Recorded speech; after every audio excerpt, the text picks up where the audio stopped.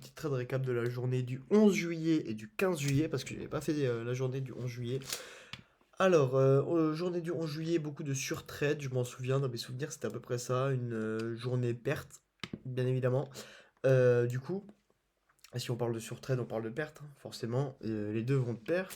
Alors, pour la première position, juste ici, j'avais pris une position dans cet order block où on est venu réagir plusieurs fois, juste ici.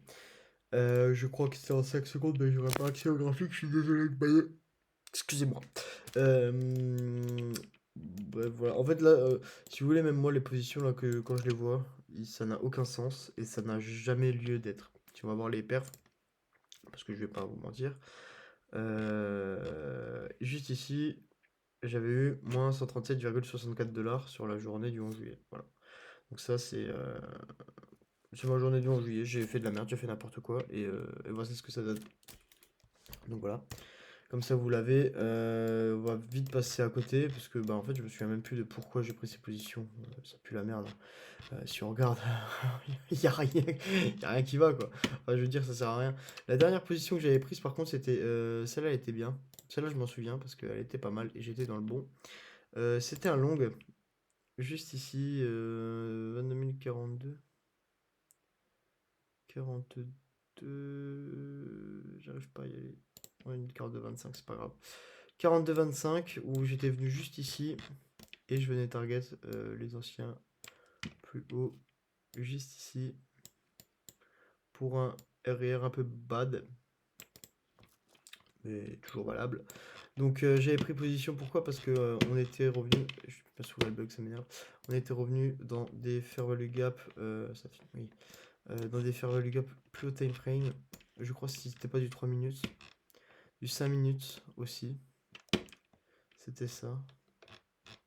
Juste ici, on est revenu à un tick dans des fair value gap 5M et à 3M aussi, alors qu'on est venu prendre une partie des liquidités juste ici. Et là, on est le 11 juillet à 9h40. Est-ce que sur le MES, on a quelque chose? Le 11 juillet à 9h40. Le 11 juillet à 9h40. Juste ici.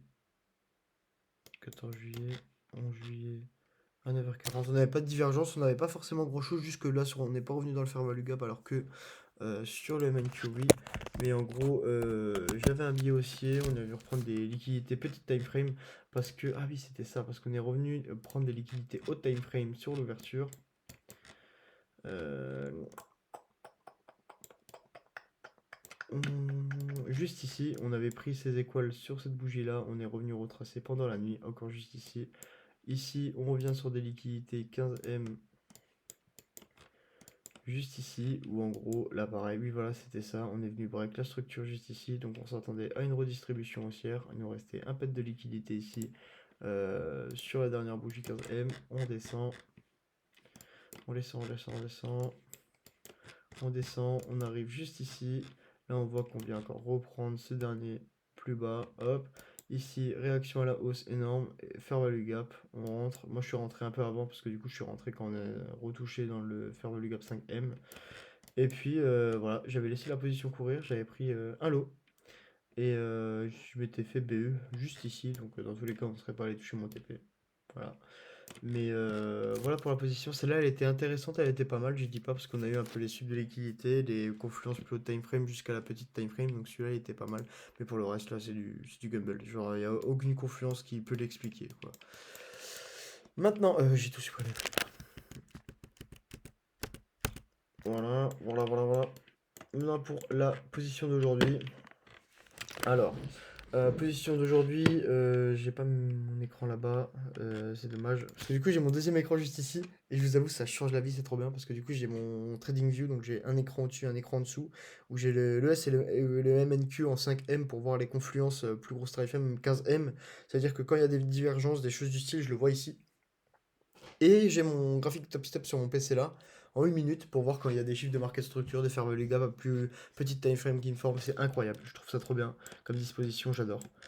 Alors, pour aujourd'hui, alors ici on a eu, j'ai la flemme de vous montrer, vous pouvez aller le voir par vous-même, de toute façon, sur le graphique, mais en gros ici on avait une divergence par rapport à l'ES, où ici sur l'ES on était à peine sur ces plus hauts là, alors que là on est revenu même sur ces plus hauts. Pour moi on les avait sweep, mais apparemment on les avait pas sweep.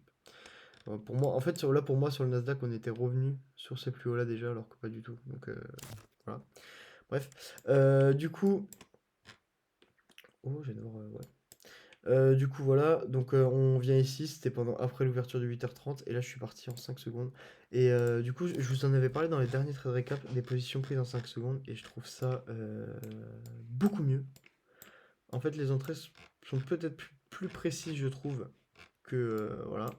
Donc là, on est en 5 secondes. Moi, je pensais qu'on avait pris ces hauts, mais finalement non. Je sais pas pourquoi j'ai dévié.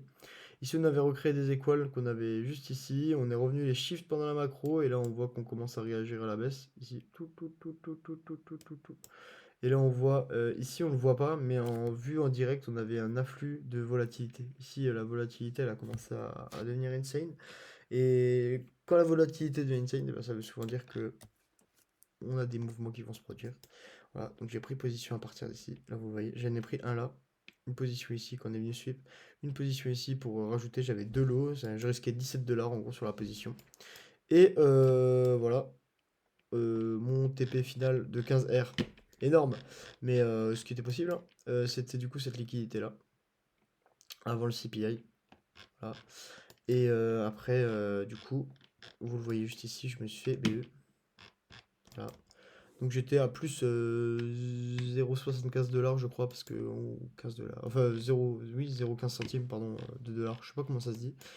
Bref, du coup voilà, juste ici, je me dis, bah je vais reprendre position, parce que voilà, du coup là je me suis fait BE, là je reprends position à la baisse juste ici. Pourquoi? Parce qu'en gros on était venu remplir ce fair value gap, on avait ce order block en 5 secondes, on est venu réagir dedans, nanani, et du coup je me suis dit, bah écoute, plus ce mini fair value gap, je dis ouais ouais, le prix il va chuter. Pas du tout. SL, moins 4 $. Parce que j'avais un lot. Du coup, j'étais très triste. Puis après, je me suis dit, bah, je me suis reposé sur mon lit. J'ai dit, bah, de toute façon, ça sert à rien. On va attendre l'ouverture de 15h30. Du coup, attendu l'ouverture de 15h30. Je suis arrivé un peu en retard sur les graphiques, un peu déçu. Mais bon, c'est pas grave. Je suis quand même arrivé au bon moment. Et juste ici, en fait, on a eu donc tout le sub de liquidité juste ici. Voilà, là, vous le voyez. Sachant que je crois ici, on avait fait vraiment une divergence par rapport à l'ES. Par rapport ouais, au Nasdaq et l'ES, on avait créé une divergence, c'est possible. Juste ici, voilà, là vous voyez les plus hauts de 8h30, vous voyez qu'on n'est pas venu les sweep, alors que sur le MNQ, on est venu les sweep. Juste ici, donc ça appuyait sur le fait de mon biais baissier. Ensuite, hop, on descend ici. Je vais vous mettre, je vais rajouter sur le MS en une minute. Après, là, j'ai décalé des 1 minute parce que du coup, les confluences, ils étaient avec la volatilité, je préférais, c'était beaucoup mieux. Mais en gros, juste ici, on avait un fair value gap dans la zone des 0,50 du retracement. Juste ici, et on prend le petit rectangle orange, je vais vous le tracer, enfin le petit rectangle, voilà. Juste ici, on avait un fair value gap. Du coup, quand on est rentré dedans, j'ai pris position quand on a eu la réaction un peu baissière, voilà. Donc c'est pour ça que je suis un peu décalé par rapport au Nasdaq. Juste ici, vous le voyez, voilà. Ici, on avait aussi un fair value gap sur le Nasdaq, mais pas dans la zone des 0,50. On avait lui aussi, pareil. Mais on n'est pas revenu dedans plus haut, donc pour moi ça comptait pas trop. Et l'entrée sur le fair value gap du MES, c'était pas mal aussi. Donc de toute façon, ça fait partie d'une de mes confluences. Donc voilà, prise de position juste ici, parce qu'on a une divergence. On a resuppléé les liquidités une dernière fois avec l'ouverture de 9h30, puis sur value gap, zone discount sur le S. Et je suis venu target cette dernière liquidité juste ici. Voilà. Voilà, vous le voyez ici. Un partiel prix juste ici. Enfin non, deux lots prix juste ici, comme TP. Et le TP final ici. En plus, j'ai trop le seum parce que j'avais filmé, j'avais pris en capture d'écran la position sur mon téléphone, mais elle s'est pas enregistrée. Du coup, j'avais un peu le seum. Bon, c'est pas grave. Et voilà. Pour la position d'aujourd'hui, rien de plus. C'était assez basique, mais bon voilà, ici on avait un gros pool de liquidités. En fait, j'avais deux biais. Soit on revenait sur les liquidités plus hautes et puis après on allait réagir baissier, soit on allait tout d'abord chercher toutes les zones d'équal ici là. Plus on allait retracer dans le fair value gap et revenir à la hausse.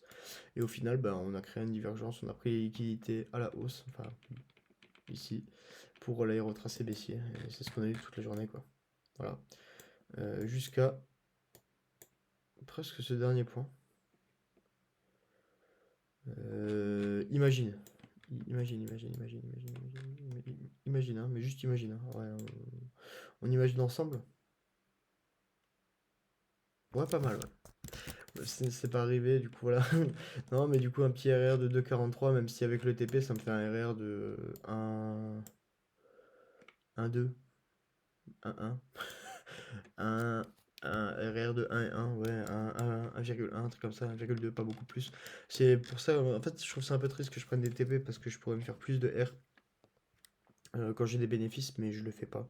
Je joue la sécurité, je sais pas si c'est vraiment bon. Bon, pour l'instant, je tiens, mais bon, on verra sur le long terme, je sais pas trop. Je suis en train d'essayer de prendre de moins en moins de TP, surtout des TP proches qui servent à rien. Des TP qui ont vraiment une zone de confluence. Ici, elle faisait partie parce qu'on avait quand même le plus bas ici.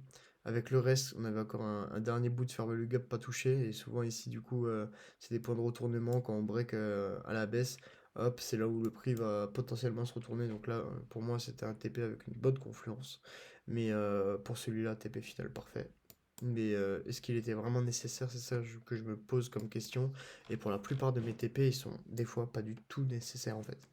Donc voilà, c'est pour ça que je suis en train peut-être de travailler là-dessus aussi. Ça pourrait me permettre d'être plus rentable comparé à avant et de me permettre de me faire plus de R aussi comparé à avant. C'est ça qui est pas mal. Donc à voir sur long terme, je sais pas. Si vous avez des idées, dites-le moi. Est-ce qu'il faudrait que je prenne moins de partiels ou plus de partiels peut-être, hein. Je sais pas, mais pour l'instant, ouais, du coup, ça me baisse un peu mes R. Là, j'aurais pu faire un 2,43 de R et j'en ai fait à peine un 1,1. Donc bon. Voilà pour le trade récap d'aujourd'hui, peut-être un peu long. Je sais pas combien de temps dure la vidéo. Bah, moi, je suis un peu fatigué. Ah, sur ce, les gars, je vous fais des bisous. On se voit pour la prochaine vidéo. Ah oui, d'ailleurs, je tiens à préciser que j'ai pris une position aujourd'hui, malgré qu'on a eu le CPI, parce que regardez, la réaction du prix par rapport au CPI, elle est nulle à chier. Le CPI, normalement, quand le CPI sort, on a des réactions de malade mental. Et là, vu la réaction de prix, bah, honnêtement, journée de trade, quoi. Voilà, j'ai tout dit normalement. Sur ce, je vous fais des bisous. On se voit pour le prochain trade récap. Et les gars, je vous fais encore des bisous. Plein de bisous, plein de bisous, plein de bisous. Et bye bye.